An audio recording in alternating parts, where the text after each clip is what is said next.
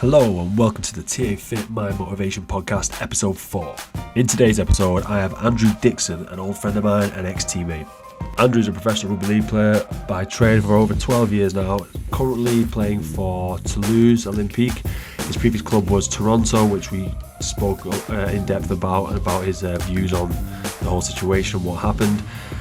And he also is a qualified S&C coach.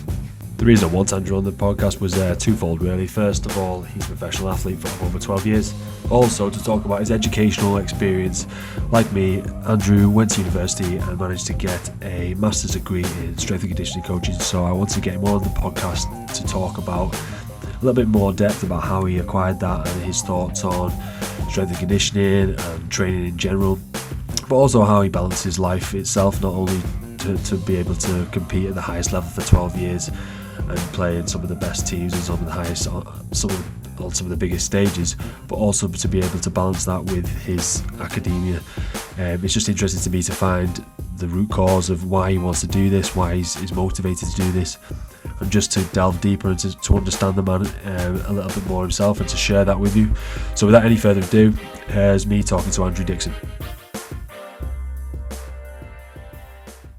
I just want to run over your kind of career just briefly, just so people know who you are, so it's not like just talking to some random guy with a ponytail. Honestly, mate, it takes some effort, by the way, just going aside to grow longer. I've been doing it now for a while, and I can get it in the top now. But honestly, when you remember that time when someone was trying to cut your hair off and you were going sick, I understand why. Yeah. It's a lot of pain and a lot of I know, it's so hard. Anyway, go aside. Right, so obviously ex-professional for Saints, 4 years for Saints, and then you obviously highlights were kind of getting a grand final. 2010 you scored a try in 2010 while I watched on the sideline, which was times. 2011 you were also in the grand final, weren't you? So 2011, then 2 years for Salford, where you ended up being a captain for Salford, which was good accolade to have. And then you go to Lee, where I caught back up here at Lee for 2 seasons. Was it you there? 2 seasons? Yeah, 2 seasons. To Toronto for the last 4 years of your career so far, which has been up to 12 years. And then obviously your kind of education alongside of that, you've managed to get yourself a master's in S&C, which is a point that we're gonna cover. And you've obviously always kept yourself in good shape, and you've always been one of those guys who've always got to bed early, always looked after your body, and it's obviously paid well for you, unlike myself. So let's just, that first thing I want to really talk about is obviously what's kind of happened with Toronto. I know you've probably been asked 1,000 times, but from player to player, kind of what kind of went down? What was kind of the run up from the 6 months of obviously the Rona experience, the whole thing going on? What kind of like that when you kind of got dropped were you dropped from team? Well, tell me, I'm just guessing. So what kind of happened? Talk me through it. Yeah. So we the owner decided against going back into Super League, and he decided against that because for various reasons, one of them being that he was financially struggling. So he decided against that, and then once he did that, then we got kicked out of the league. I think that's what happened. And then so from our perspective, we were waiting to try and get back in the league with a new owner who recently made an application that got rejected as well. So we were waiting for like 6 months of the time, and it was just dragging along all like 7 to 10 days. We'd have a meeting and they'd just tell us like, oh, it's going to be another week or another couple of weeks, and then it culminated in the final meeting with the RFL and Super League when they had a vote, and it got put to a vote, and unfortunately it went against us, and it's something that it took a long time to get through, and then obviously to get there and to get the no after thinking it was going to be pretty hopeful and pretty good was.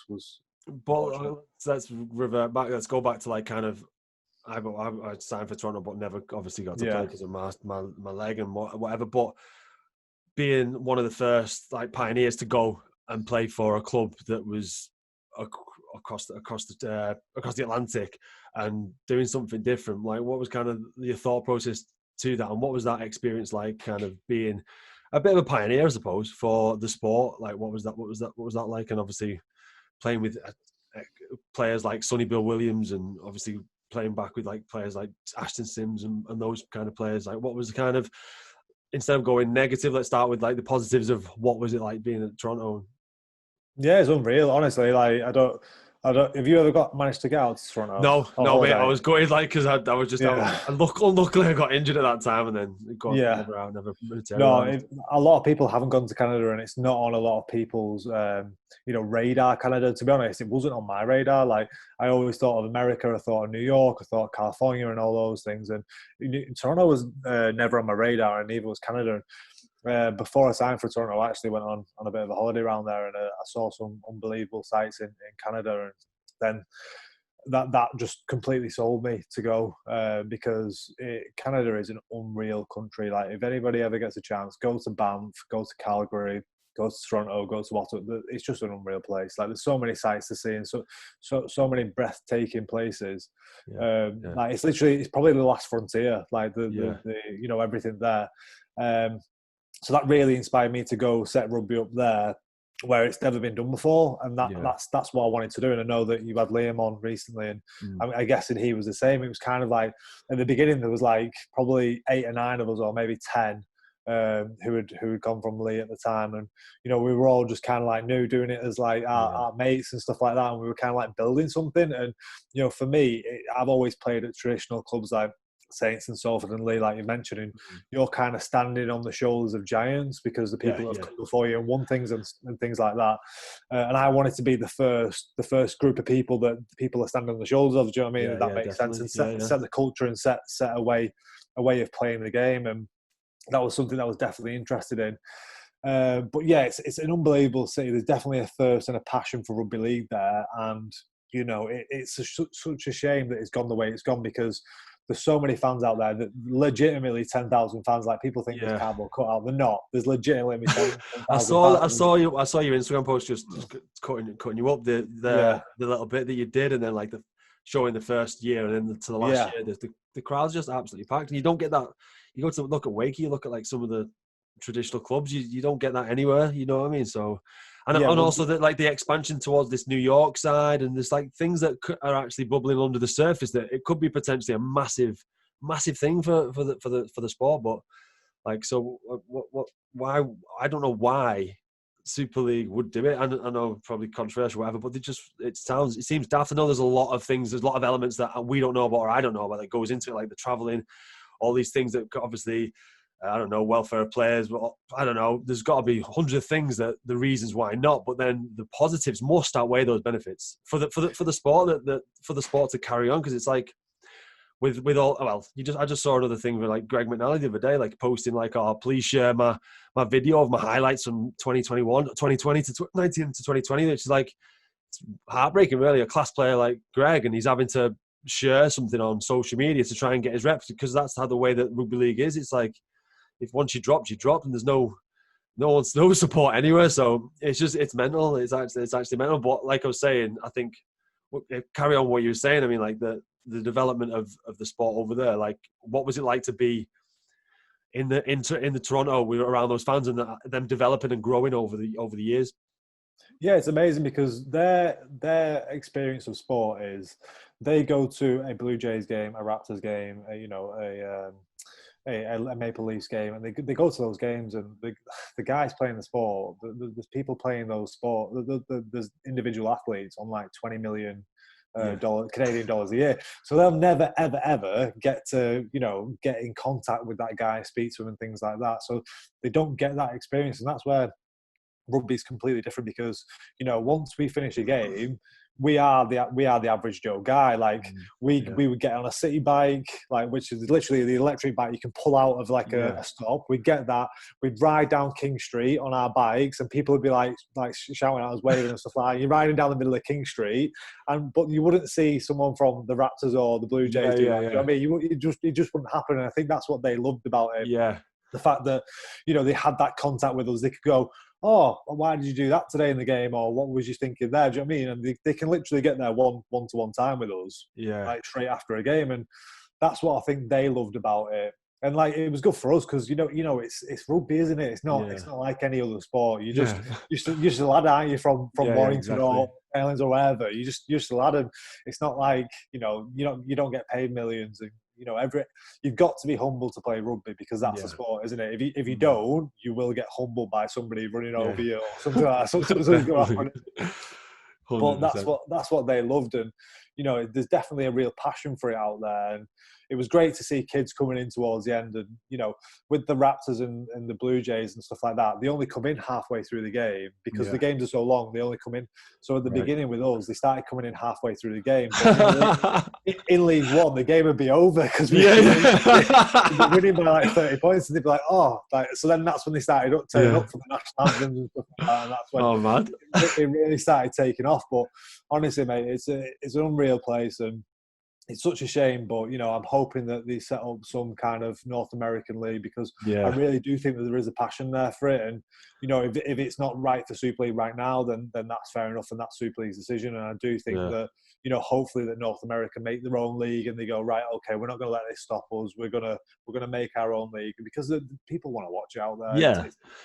Definitely, just think of the amount of players that they'd attract, even if they're just like people who are in the bit of the twilight years. They'll attract like so many players if they set up like 4 or 5 team leagues.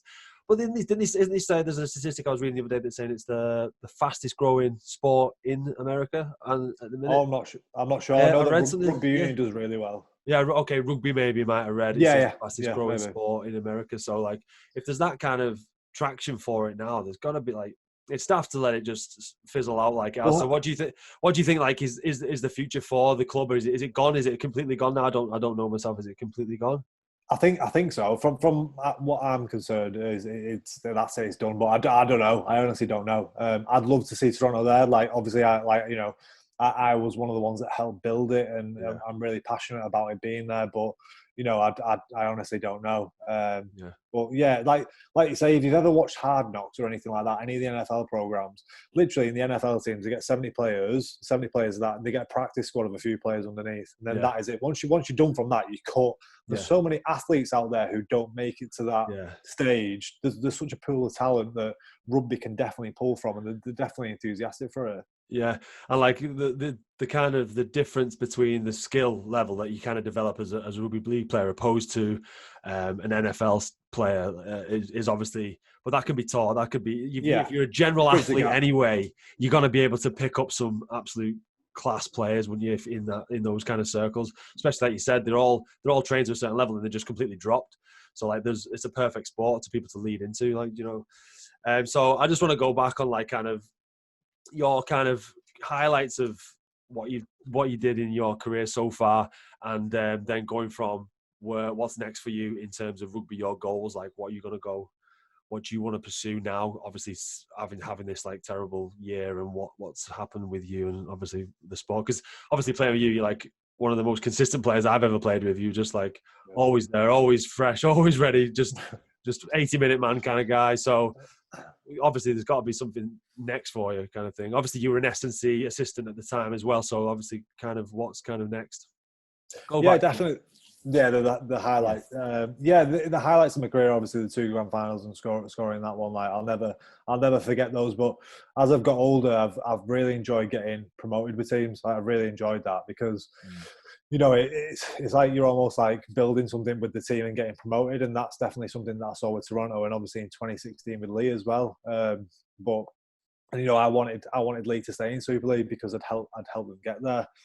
But yeah, like getting teams promoted is definitely like something that are highlights of my career, and obviously building Toronto. So they're my highlights, and I think a lot of ex players will definitely say the same when they say like it's. The games are amazing. It's unbelievable playing the games, but it's the camaraderie amongst the boys, and that's the things. Like especially like being out of the game now for 6 months. I still have the WhatsApp there, still had messages with the boys and stuff like that. But you miss that day-to-day interaction where you're taking the mick. Like you remember when we were kids and stuff like that, and like the pranks that you're playing at each other and stuff like that, and like all the stuff you do. That's what you miss. Like that's why ultimately like. I feel like S&C would be a good like role for me, because it kind of give like I can give back to my experiences of where I failed and where I succeeded to people, and also like, I enjoy helping people. I enjoy helping people get better. So they're my two, like, you know, my whys of like S&C, but also like it gives, I can stay in that camaraderie with you know, the boys and stuff like that, and have a laugh and stuff like that, which is I find is important. I know that you probably feel the same. Definitely, because like I think the biggest thing for me was the kind of the shock of like obviously kind of going from being, oh yeah, you've got 2 years on your contract to, oh no, you've not got that's it, you're done because you can't you're not fit to play. And then it was just like, right, what do I do with myself from now? I've got, and even though I had a degree, even though I backed myself up and gone like, yeah, you know, I've gone off and done a degree, still didn't make up for the fact that I wasn't integrating with a group of like-minded people or a group of people. I was kind of just, right, you chucked into the deep end. You go, right, this is life. Carry on, go on, like continue as you were, and then, you know, make a life for yourself. So it's like kind of, I stumbled around with like making the gym and all that kind of things, and things just like didn't pan out the way I wanted it to. But you kind of have to just get back into. I think the main thing is like doing what I'm doing here, like and doing what you're doing, keeping in touch with people, and even if it's just because doing this, what I've been doing at the minute is kind of class, because you get to actually speak to people. I've played with you for 5-6 years on and off, and I know you never really have the same deep conversations. You never get into things as deep, whereas like it's all kind of subsurface. You have a laugh and a joke and stuff like that. And I've had a couple of people on as well, similar kind of situations. I've never really asked questions that I've really wanted to ask, but you just feel a bit embarrassed at the time because you don't think, oh, you won't want to talk about that kind of stuff anyway. So it's kind of these kind of things have kind of helped me anyway, kind of develop in that kind of respect. But yeah, like you were saying, it's got to be. So we went from, what's next for you though? What is actually next for you? Is it just going to be an SSC role, or because you're obviously 30 years old now? 30? You're 30 now? Yeah, so 30, yeah. You're not 31 like me, or old here. No, so what's next for you in terms of rugby? Because you got players like, you know, John Wilkin went on. He's like, you know, knocking on 39 now. So he'll probably hate me for that. But yeah, go on. No, yeah, I'm still going. You know, I'm just trying to figure out my next move, and it's got to be right for me. And I think that, you know, what's always important with where you're trying to figure out what, like, when you change, because, you know, I've been at Toronto now 4 years, and I've loved every minute of it. And I think that that's really important when you make a decision like that to move on to somewhere else. It's got to be for, you know, you have got to put food on the table and stuff like that, but it's got to be for the people that you're with as well. That makes it what it is. And, you know, if you move in somewhere for alternative reasons, I don't think it usually works out. Like, I've moved on for alternative reasons, and it's not usually worked out. So, you know, it's about being with the people that you're going with, and it's really important that, you know, I'm with like-minded people to me, and that's what's worked for me in the past. So I'm definitely looking to carry on playing. I feel like I've had pretty much a year out, so I feel pretty fresh. Yeah, you will be. and I've been doing all my own S&C, but it's amazing being able to like put your arms above your head and things like that. You know, when you're not tackling and you're not literally feel like you've been hit by a bus, it's really good just to feel really fresh. And, like, you know, that's where I've been focusing on some S&C targets and trying to hit some certain goals with weights and fitness and things like that. So, you know, that's been keeping me ticking over. Well, talk me, while we're on S&C, talk me through kind of what is your kind of, because everyone has like a main reason of what they're doing and like a bit of a structure to what they're doing. So like kind of your points of research at the minute, what's your kind of, because there's so many things that it's just impossible to digest all the sources of like resources that are out there in terms of like different diets, different styles, different techniques. So what's your kind of take on the current, like with the current research that there is and the methods that you use? What's your kind of take on S&C, on how you develop people? Yeah, so I think, like, with regards to S&C, because while I've been off, I've been doing a lot of online PTing. But with regards to S&C, I think you've got to take the final version of what you want it to look like. Whatever it is, whatever you're doing, it doesn't matter. You could be doing beanbag throwing, whatever it is, whatever you are doing. Get the final version, get the intensity of how intense it's going to be. What's the worst case scenario that you've got? How bad is that going to be? And then work backwards, break it down so that you can gradually build that up without getting injured. Yeah. That's the main thing, because a lot of people go from, well, you'll see recently that people will have been going running now because they're in lockdown. Yeah. So people have gone doing from nothing to like running like 10k, 15k a week, and you'll see with loads of people getting injured and like loads of people doing like getting loads of injuries. But if they'd have gone, right, you know what, we're in lockdown, I'm going to do like a 2k run, and then I'm going to do, you know, next week I'll do a 3k and build it up. Yeah. Then you'd see people getting less injured. So, you know, that's my philosophy is always technique overload. First thing, do no harm. That's the number one rule. Like, if you're injured, you're no use to anybody. Like, so you know, there's no point in pushing people to their absolute limits and then injuring them. But yeah, just take when myself and Bob Bezic were doing the S&C in Toronto, he was head and I was assistant. We just looked at what the worst case scenario for players were going to be. What's the longest ball time in play situation, whether that's 6, 7, 8 minutes, and actually that's doubled now with the change of the rules. I think it's 14 minutes now. So you've got to take the worst case scenario. I know. That is fucking brilliant. Glad I wasn't there then. It looks like a grand final every week. Every league match in Super League looks like a grand final.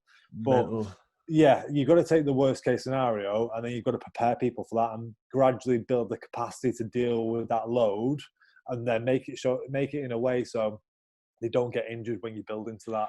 Okay, let me just ask you this then. So if that's the case, which I've PT and I'm doing my S&C myself. So if that's the case, what would your standpoint be on a pre-season for a rugby league player? Because I'm sure that what we did was absolutely daft. Like, it's mental, because from what I've been reading, like the whole thing about rest and like relaxation and actually time off movement, like that should be incorporated. I know we had prehab for 15 minutes before training and whatnot, but it wasn't exactly structured into a day. Like, it should be 2 days of your week should be structured into it completely, just movement and relaxation pretty much, instead of it being, just do 15 minutes before and then just run into each other for 2 hours, then, you know, move some heavy weights, like even chuck in a power session after like a 2-hour field session. It's daft, like, because you're doing loads of speed already. So like, kind of, what's your kind of view on a pre-season? Because for a rugby player, but for anyone who's obviously training full season. Yeah, well, I think with the pre-season, you know, you've got to understand your group first. So when the group comes back from off-season, you've got to understand your athletes and what they've been doing. Now, if you've got guys that typically will sit maybe a bit more used to a part-time environment and, you know, have sat on the couch for 6 weeks and haven't really done much, then if you then chuck them into you know, some long distance running or anything in the beginning, then they're gonna get hurt, and that's ultimately what's going to happen. So you've got to understand your group first, and then secondly, like, it's a weird dynamic with the coach, because ultimately you've got what you want to do, and then the coach has got what he wants to do, and somewhere in that you've got to meet. Now, on what scale you meet him depends on how hard that session is going to be. You know, typically on the coach, because some of the coaches are like that, some aren't. And then when you're talking about the pre-ab, that's about your blend with the medical side. So this is where the best environments and the best S&Cs will be really on top of everything, because usually you might have a head of performance at the top controlling everything. And that's where, like, you know, they'll have a strong blend with the medical staff, who will have a strong blend with the coaching staff, and they'll all be sitting down and they're all aligned to the one target. Now, when you get some of them butting heads, that's when you get issues, and you might get a 2-hour session in there, and then the S&C is like pulling his hair out, going like, "Listen, mate, this ponytail isn't going to last any longer if you keep chucking 2-hour sessions in there." Do you know what I mean? Like that. So for me, you've got to look at what's the worst case scenario. How do you build to that? You've got to look at what are the most common injured sites in that sport. How can you try and prevent that? And then that athlete, his individual, like, what is his, like, you know, problem areas. So say it's your knee or your ankle. Typically rugby, it's shoulder, knee, ankle, head.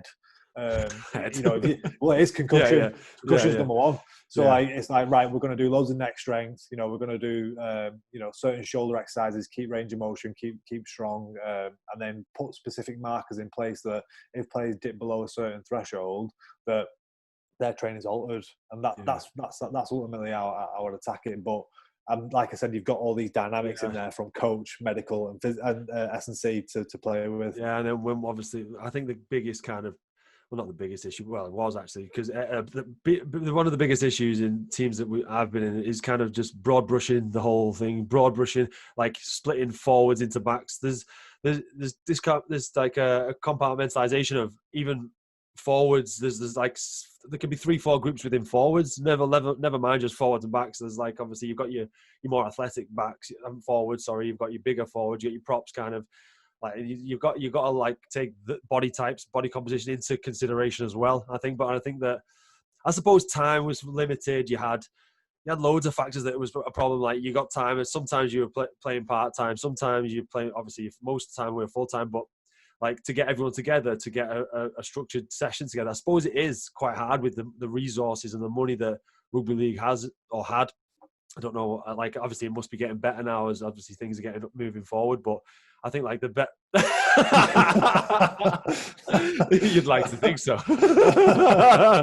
You say that. No, well, one of the main problems then from what I was there anyway, when I saw it, was like you've got someone who's got an old school method. Take Potsy for a minute. No, just there for a minute. Just like saying like the whole thing about diet. I'm like quite big on my diet now because that's really helped my hip. So I was eating quite a high inflammatory diet in terms of I was consuming too much meat, too much refined sugars, just the usual stuff. I'm allergic to gluten. I've had a test done. I'm allergic to quite a few things, and I think that like knowing that like you were saying, everyone is an individual. Like when Potsy's saying, Tom, you need to be 102 kilos, eat 4 chickens and steak and chuck it on bread. Like that's just because maybe that worked in his generation and playing it like that generation worked, and then they don't know any different and just passing the kind of what they thought was the right thing to say at the time. I think that was kind of, I think people people in power should listen to people who are kind of below as well at times, like or in the S&C role or in the physio role or in the nutrition role, and like they don't know everything kind of thing. I think that was the problem because they're like a leader. It was almost like a dictatorship a lot of times. I'm not just talking about one coach. I'm not just talking about if Potsy comes on until it kills me or whatever. I'm not just talking about one person. I'm talking, it was like endemic, throughout the whole, it's the endemic. It was just happening all the time everywhere I went. Anyway, there was very rarely was there a time where you had a coach who would be like, and this is what I was speaking to Aggie about really, is it's like Aggie's like talking about, being like this kind of nuanced coach who is going to listen as also, but all be authoritative at the same time, but listen. I think, is there any coaches, or I mean, I think because we've been through this kind of experience, I think all those new generation S&Cs, PTs and coaches are all going to be a little bit more conscious of all this happening now, don't you think? Yeah, I do think that, and I think the issue with rugby league is probably the amount of staff. So, I'd love to take an individual approach to everybody, but I think that with like when you've got one S&C to 30 players, then that's when people get lost in the noise, and that's when generalities get thrown out to people, and then but ultimately, you've got someone in charge. You've got the coach, the CEO, the football manager, director of rugby, whoever it is. They're in charge, and what they say goes. And that's usually how it happens, doesn't it? In rugby, typically. But I've been listening to that. Well, I listened to that Jocko Willink, the Extreme Ownership. That's a really interesting book, and it talks about like a feedback loop of if you don't agree with something, it's not always the leader's fault. It's about feeding that back and how you feed it back, and then how the leader then like how you present your findings in a way that he would understand it, so he doesn't. It's not just about being like they don't get pissed off about being undermined or whatever, like feeling like they've been undermined, or like not bringing a problem to them because you're worried that they might think something, say something, do something to you that they might go, oh, you know what, that's ridiculous. Why are you telling me that? Like, you're sacked. Like, do you know what I mean? Yeah. Feeling pressured and feeling like you can't say something because they're in a higher position than you. Yeah. Like that's not right, because then you're being part of the problem rather than part of the solution. And if there is something wrong, sometimes it doesn't get fed back, does it, to the coach by the relevant people? I think it happens on all levels. With some people just go, we'll just keep going and we'll just get on and stuff like that, and everything will work out in the end, and then they just keep going and it just stays the same. Yeah, but I think it needs to be run like a business, like a business structure. You've got your board of directors, you've got your bosses, you've got your management team, then you've got filters down, obviously lower to your staff, and then there's always check and challenge systems put in place whereby people have to, be accountable, but also have a freedom of speech where if a staff member thinks something's wrong, they can go to their superiors, who then go to the superiors, or even a staff member should be able to go to the boss if they've got a valid enough point for something actually causing a problem, or maybe there is a problem. Then there should be a natural conversation between the top and the bottom, and that's the way that you can always make it more cohesive as a team, and make a team as a unit. Like, talking about team, I just thought of a point is like, do you know that feeling that we had at Lee, where you just feel invincible and unbeatable, like that like kind of that almost elusive feeling that you can't put your finger on, like of you going out on stepping on that field with 24 points down at half time, Wakefield, whatever, those kind of feelings of, you're not going to lose. Like, what do you think that boils down to? Because I really think that's like that's what you want to encapsulate in terms of a team all the time, isn't it? That's what you want to get out of a team. That kind of feeling indestructible. Like, where does that come from? Is that, again, just being a cohesive unit? But I'm just trying to put my finger on it, thinking about it more, just because I had 10 years of rugby and only 1.5 years, maybe 2. Our time at Saints as well, when we were younger, I think at 16 is when we just didn't lose for a full 2 seasons or whatever. Those that out of 10 years, and I've not really had any other times where it was just felt like we were never going to lose. Like, kind of, what's your take on that kind of feeling? Yeah, I think it's a culture. Like last year at Toronto, we lost one half of rugby. We got beat by Toulouse, and we got beat by Toulouse because we lost the second half. But that it was kind of like the culture of the team, and I do think that, like losing the year before versus London in the £1 million game, I've learned more from that loss than I have from most losses, or even most victories. So, like, even getting promoted with Lee in 2016, I didn't learn as much from that as I did as losing in 2015. When we got beat in the middle eights, I learned more from both times. So, like, we got beat in the middle eights in 2015, and then we got promoted in 2016. The same with Toronto. I think it was 2018 we lost against London, and in 2019 we got promoted. And I think it comes down to a culture thing and everyone pushing in the right direction.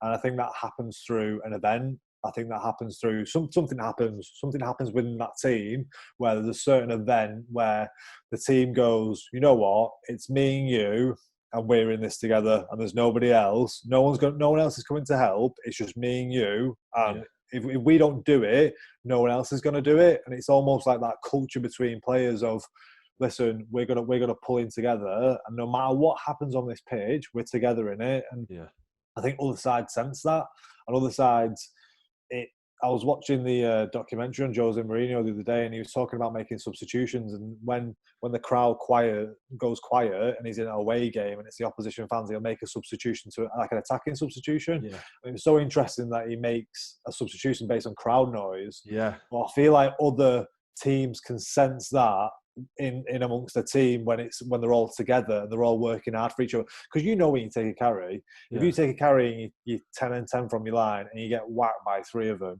and then you think this is getting hard, and you're all looking around at each other, who's going to take the next one? You just got towelled up, who's taking the next one?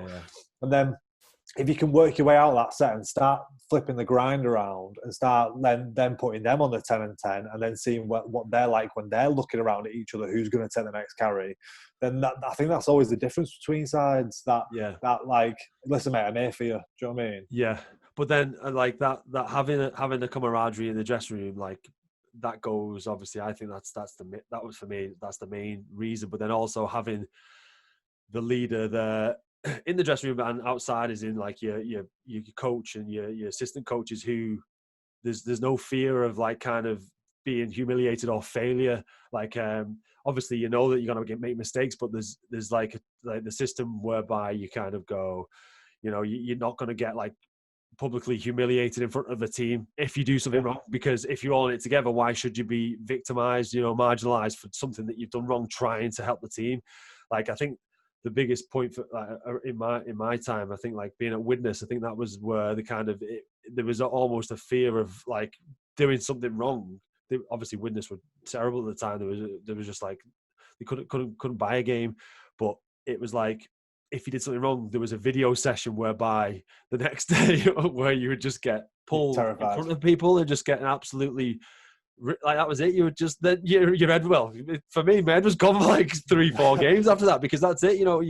How can you come back from that? Especially me being a new player coming into a side. How can you welcome someone?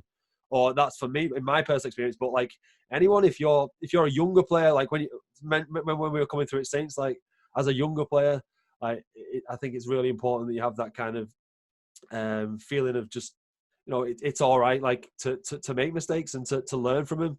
Like, and I think that brings it all together in terms of the teamwork within and the camaraderie, and then also just feeling like the staff aren't there to, take the piss out of you if you do make a mistake. Yeah, literally just to like blow your legs off. If something bad happens, they're not going to embarrass you, because at the end of the day, when you are in front of a group of boys and you're watching the video and you sat there, no one wants to play bad. No one's going out to go, you know what, can't be bothered today. I'm just gonna whatever happens. No one does that. Everyone cares about what they do. Otherwise, they wouldn't be there. Yeah. No one does it on purpose. Now, then I feel like as a coach, you've probably got to realise why is this happening? They're not doing it on purpose. Do you know what I mean? They're doing it.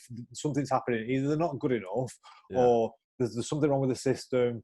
The psychologically, there's something wrong. There's something going on. Are we not physically in good enough shape? Something's going wrong. And I do think that sometimes that psychological, like, oh, you know what, you're gonna get hammered today, that can be the worst feeling in the world. And it does make players go into the shell. I've been there myself, and I've been at teams where I have been publicly embarrassed in front of the full team. And I pride myself on someone who's I'm not the most talented person in the world, but I try hard. That's probably what my game's based on. Yeah, but talent's like comes from persistence in what you're doing. So like you've obviously persistently done something. Like you say you're still good at everything you do, fast, strong, fit, like everything you did you were good at, but then you continue to be good at it continuously, week in, week out, which makes you a great player, I'd say. Do you know what I mean? You're not just gone from being you up and down a bit, like you'll have a good game here, a good game, or an exceptional game. You're just consistently good, like all the time. That's why you're always in the squad. You always like you always like picked one of the first picks, because you're just so consistent. And that's the thing what coaches like about you. Not to blow smoke at your ass, but that's that's what I thought about you. So like moving on from right, so you're just talking about movement, recovery. This time obviously everyone's just sitting at the laptops and all that. Like, I've been doing a bit of work because of my hip and whatnot. I just can't. I have to do all stretches, movement. What kind of things are you doing just to keep yourself mobile and like just keep yourself firing all cylinders while you're going to be sat sedentary around this time? Yeah, so I follow like a bit of an S&C program that I've written myself. I enjoy writing them, so I just write for myself. So I've been doing like kind of like a 3-day, like a different 3 days. One of them's like a tempo day. So have you heard of mass runs before? MAS, max aerobic speed. No. So it's you'll run like it's usually about 20 seconds, and then you have a 20 seconds rest, and then you come back.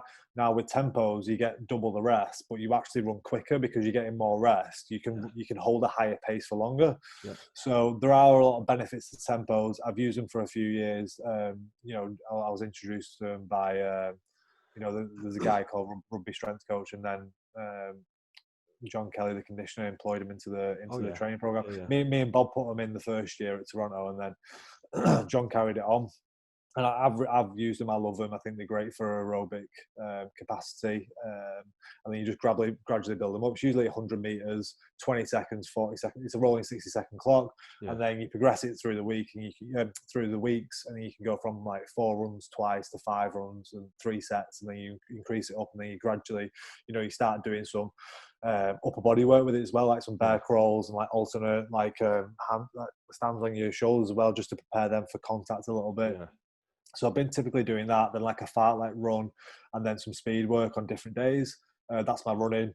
And then I've got a bit of gym equipment at home, so I've been doing a bit of lifting as well. and typically I have like 2 strength days, and then I follow this Dr. Michael Yesis. That's also John Kelly as well. It's 1 times 20, so it's 20 exercises, 20 reps, 1 times through, and it's training all different ranges of motion in all different planes. And I feel like that really works for me, because I feel like if you're training in all different ranges of motion and all planes, then you'll be able to handle it makes sense to me that you'll be able to handle loads in different ways. So especially when you're making a tackle, if my arm stretched out here, then if I'm strong in all of that, then I'll be fine. But if I'm just doing bench press all the time, I'm not going to be strong out here. So I do that one day, and then a power day as well. So I do 4 days a week, and then on my days off I do yoga. So typically I do a lot of yoga to get in flexibility, and it kind of go on, finish off. I like the Savanta at the end, where you just sit there for about 5 minutes and you close your eyes. It's a bit like a meditation. Yeah, but I do meditate most mornings if I don't forget, just because I was just like I think it's just more like from the stress of having to just like finishing rugby, and then that kind of being lost of what to do, just sorted my mental game out massively. But like I think now I incorporate it because it just keeps I don't know, it just checks me up. Like I think it just clears my head for the day, just to start the day. I've got like I journal what I do. I set up like goals, what I've got for the day, the week kind of thing, and not go crazy. I'm not like, I've got like do this at this time, but I'll say I'll have 5 things in a day just to get through.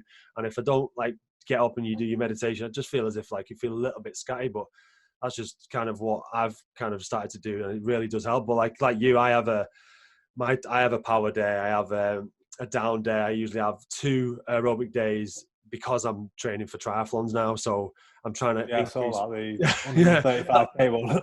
Yeah, but that was just for charity. That was stupid. Like that really, that was honestly, that my hip has been in bits. That's why I've not run since. I've not been on Strava since, because like I think I've still got a little bit of labrum damage in there from the operation, because when I tried to get back to play, it was more like, get on the Alter G, get running too quick, and then I kind of felt something go about 6 weeks in, and then after that I just never really got it. I think just the operation, the cement or something must have come off, and there was just a little bit of labral damage anyway. So I'd, like you were saying before about doing something too extreme, I'm not really. I was like going too far. Yeah, like I did like a half marathon. I've been training quite a bit, like doing like obviously regular runs and stuff, but the longest run I did was a half marathon. Then I did a 135K. Like David Goggins. Like David Goggins did a 100 miler before he did a marathon. Yeah, and he did like leg day the day before as well. He's absolutely, he is insane. He's a machine, because if the pain I was in, like it was like absolutely excruciating. I shouldn't have carried on. I shouldn't have done, but because people were like donating money and they're like going, you can do it. I was like, oh my God, I've got to just.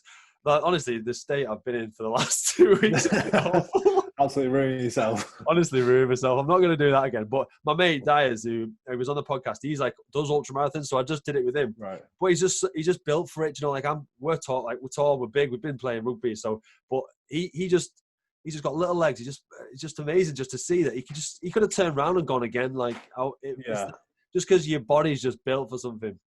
It was anyway. I just went off on a tangent, but anyway, right, buddy. Before I go, what was I going to say? What's your kind of take on like? Because this podcast is like a fitness, mindset, motivation kind of thing. What kind of advice, or like your kind of key advice, or something that you would give to, I don't know, say someone younger coming through? Not doesn't matter what, if it was a sport or whatever, to better themselves in life in general. In life in general, I'd say something like figure out what you want to do. It doesn't matter what it is, like, but I'd literally like when you're setting out, when you're younger, figuring out what you want to do. Try and get an idea early on, because the older you get, the harder it gets. It does get hard, because you have a mortgage, you have kids and stuff like that. Like, you'll know, I haven't got any yet. And, you get responsibilities as you get older. So I'd say figure out what you want to do and go for it. And whether that's like and literally shoot for the stars. Like, I look back at my time and doing my degree and stuff like that, and I wish sometimes look back and think, I wish I'd have done this degree, or I wish I'd have done that degree. Do you know what I mean? And I always have those thoughts, and I just think that, you know, for someone young coming through, figure out what you want to do, and literally whatever it is, like, go for the top, go for the best, and then go for that. And don't listen to like what anybody who says you can't do it. Like, don't listen to anybody who's like negative against you. Just go hell for leather for it, and then make sure you get that goal. And that's what I'd say. Take advice. It is just like top advice, but like actually implementing something that you feel sometimes. I think I'll add to it is where you sometimes feel like you can't do it because of self-doubt or criticism from peers or whatever it might be.